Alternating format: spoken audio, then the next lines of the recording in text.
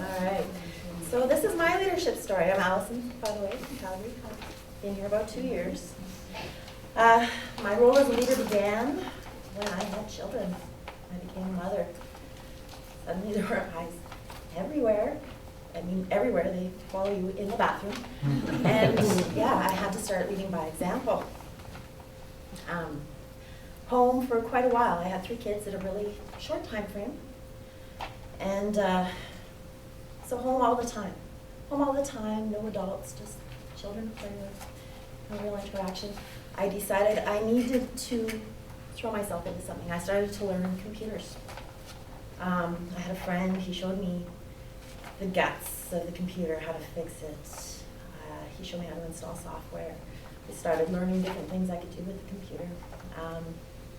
Had a love for photography at that time, so that became a leadway into design, which turned into a leadway for web design. So I got into kind of all the aspects of computers, which was great. It was a hobby at the time. Jump forward 7 years, my kids are old enough, they're all in school. I can now focus on getting back into the workplace, so I did that. All right, I attempted to do that. I was nervous. I was like, you know, all my recent experience, it's all self-taught. Employers aren't going to find this stuff. I was wrong. I took a couple days, I put a resume together, I put a portfolio together, had some of my artwork in there. And that first day, I was fortunate enough to meet a man who invested in me. He saw my qualities, he gave me a really good paying job, great hours, it was awesome, I loved it. And yeah, he saw an opportunity in me to expand his business, which at the time was just fixing computers, selling computers, pretty basic, pretty niche. But he saw that he could expand it into offering web design, graphics service. He did it right away. Yeah, I wasn't a tech. I fooled around in web design, graphics. But he encouraged me. I took chances. It worked. We grew his customer base. It went really well. So that lasted about 15 years. A long time, right? A long time at one business. And he decided he'd had enough. He had money. He didn't need to work. He decided to retire. And he approached me with the opportunity of buying the business, which I took. I jumped into that. Didn't last long.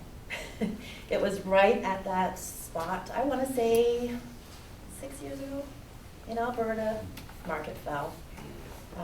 People stopped spending money. And I'm talking like 2 months.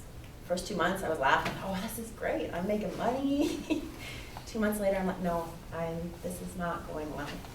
So I decided I had to expand, I had to offer more services, I had to do something to keep this business going.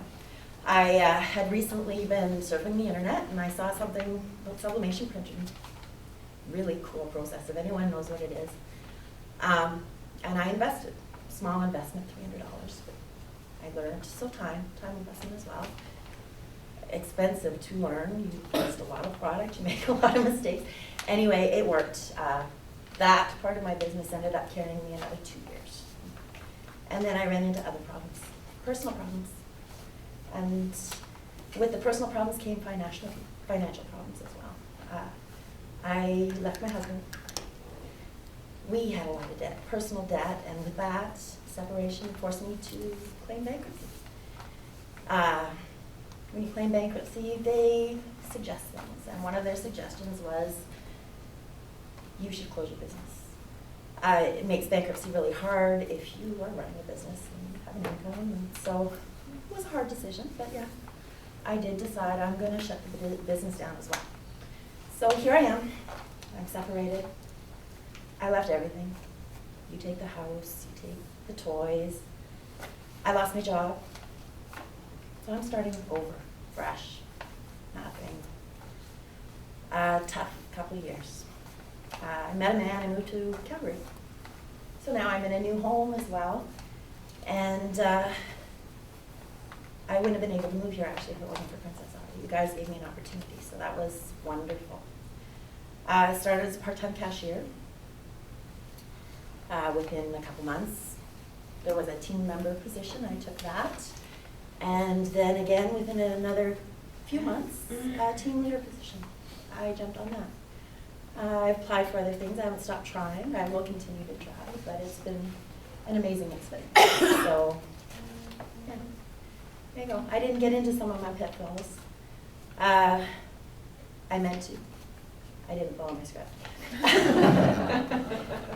But yeah, in the middle there somewhere, there were issues with mental illness, not having support, not having people to talk to, that really forced me having questions and not having anyone to answer them, to delve into myself. Be brutally honest, asking myself questions.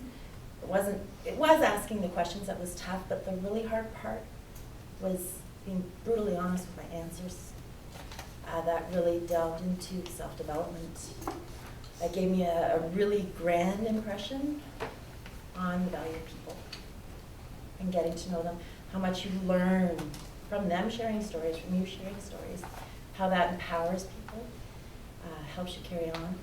It helped me to realize my strengths, my weaknesses, where the things that mattered, the things that didn't, the things that I needed to jump into with my curiosity.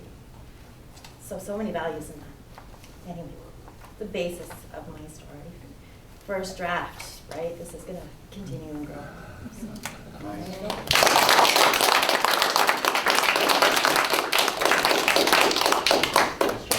Well, all I can say is wow, because if I said everything I want to say, I'm going to take more than 7 minutes. So I'll just talk about a couple. But first off, once you started talking, like, I don't know if everyone's seeing the trend, but everyone, most people are nervous getting up in front of the crowd. But boy, once you started talking, it was just nice and smooth and nice flow to it. But the thing that stuck out to me the most was your sincerity and your honesty. The couple of things, there's so many things, but the couple of things I think stick out to me more than others was there was a theme in your story about your experiences, and I think earlier on in your story, you didn't believe in the value of your experiences, but I think as you went through your story, you started to realize that your experiences are important, and I think that's something we all have to make sure we don't forget. In a lot of cases, your experience is more valuable than if you had some type of school certificate or you had some technical ability or whatever. But your experiences are hugely important. The other one was when you start talking about mental illness, but you also start talking about self-reflection and how you were honest with yourself. And I think if you guys really want to grow as leaders, the only person that really knows what you do, what you don't do, what you struggle with, what you don't struggle with, is you.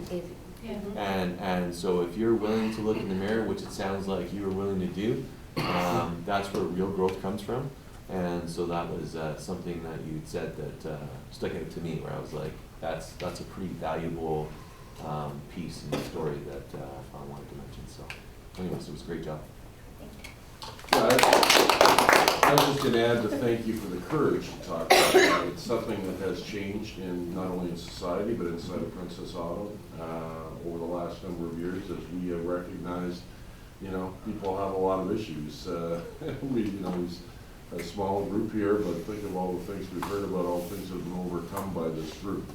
So thank you for the courage to share it, and that you were comfortable to share it. That's important to us.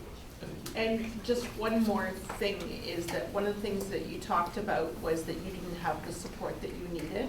I hope everybody in this room knows that for themselves and for their team members, we have the means to give support.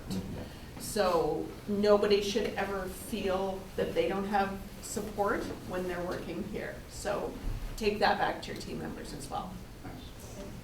Thank you, Allison. Thank you.